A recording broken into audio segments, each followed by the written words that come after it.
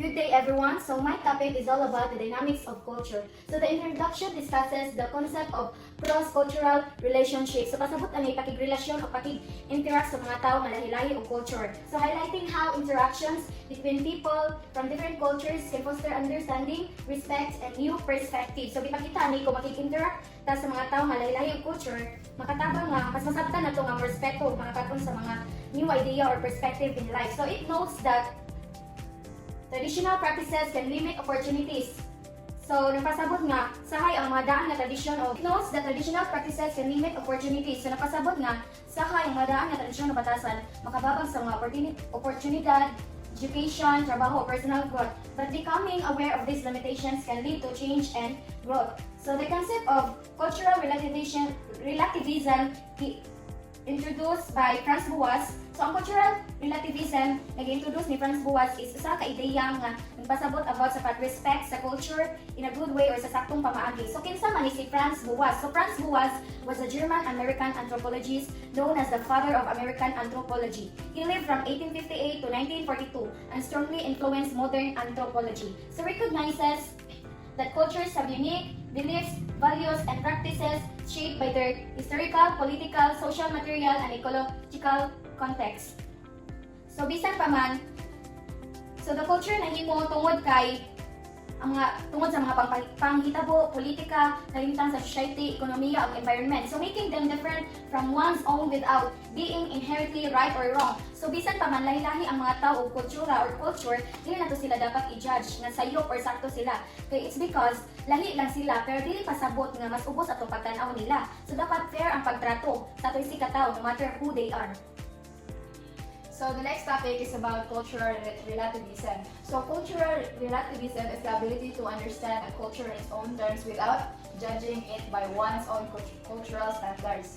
It promotes understanding and views no culture as superior to another. So it's the ability to understand sa pagsabot sa culture without its own judging. Then promote siya understanding nga walay culture nga mas superior pa sa uban nga culture. So, man is yung mga key aspects. So, first is that cultural norms derive meaning from the specific social context. So, for example, dito sa Philippines is ang pag-bless na to sa itong mas maguwang pa nato or mas mga tiguwang is sign of respect. Sa lain nga naso, this ilaha is kanang simple nga handshake ra. So, it shows nga ang meaning sa respect is mautro depende sa culture. Then, there's no absolute standard of good or evil. Evil decisions are individually made within societies. So for example is, sa lain nga culture is normal ra nila ang arranged marriage. But diri sa Philippines is pilion na to ang love marriage. So it means nga walay sakto or walay absolute or bad na culture, depende ra na siya sa pagtuo or paniniwala sa usa ka society. Next is, opinion on ethics are subjective to each culture's perspective. So sa lain nasod is, okay ra sa ilahain ang mag-istorya og direct. Pero dito sa Philippines, sa toong culture is mugamit ta og po at opo. So it shows nga ang good values is maglahi-lahi siya depende sa culture. Then cultural relativism contrasts with ethnocentrism, allowing for a neutral understanding of diverse cultures.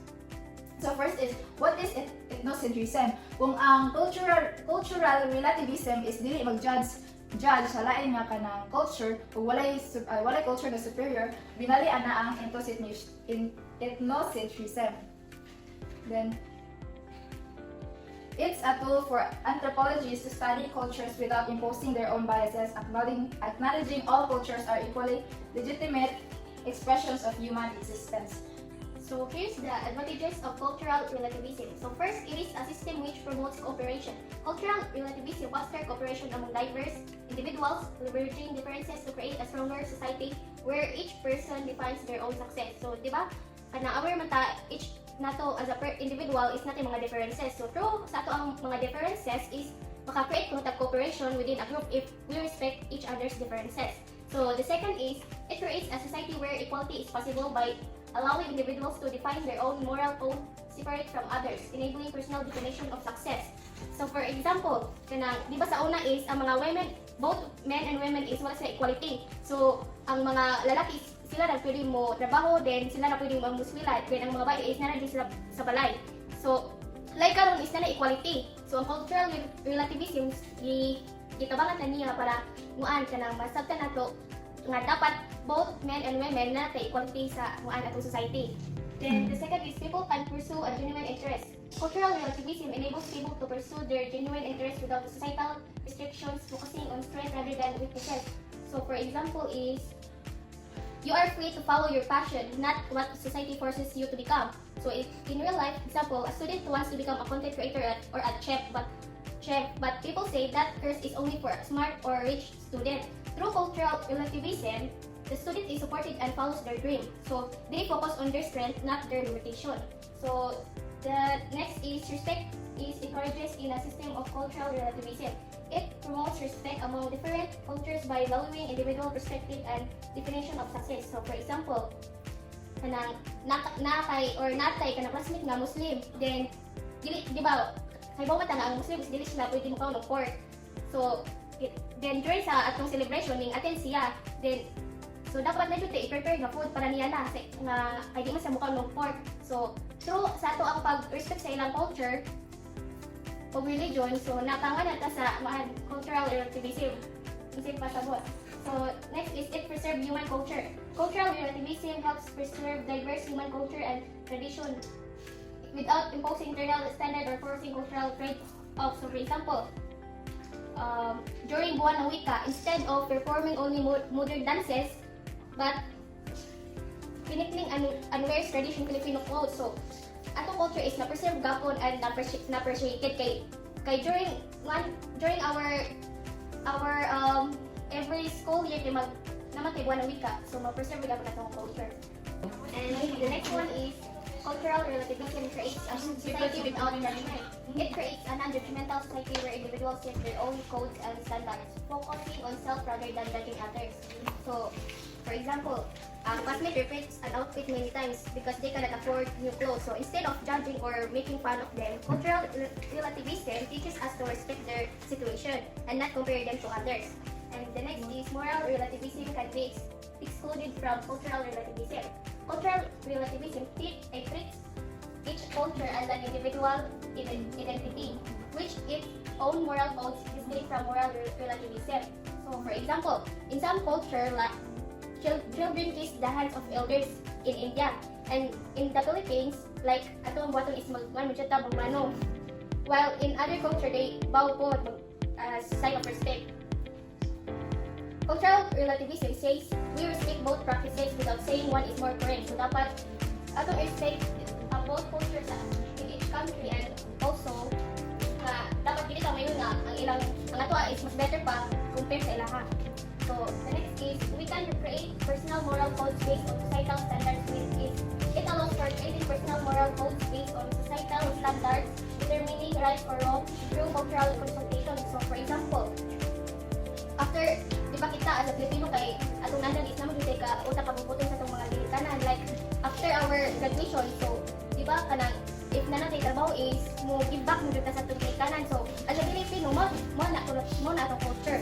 So the last is it stops cultural conditioning. Cultural relativism prevents cultural conditioning, enabling individuals to have their own perspectives rather than adapting to those around them. So example is your friend wants to take a course just because it is popular, but you choose a different course that matches your passion. So you are not copying others, so you are following your own values. So that's all. Now, I will discuss about disadvantages of cultural relativism. First is promotes personal bias. People define morality based on personal belief. No shared moral standards can harm others. Ang kaning bias is maka-harm sa others. Then the second is create social chaos.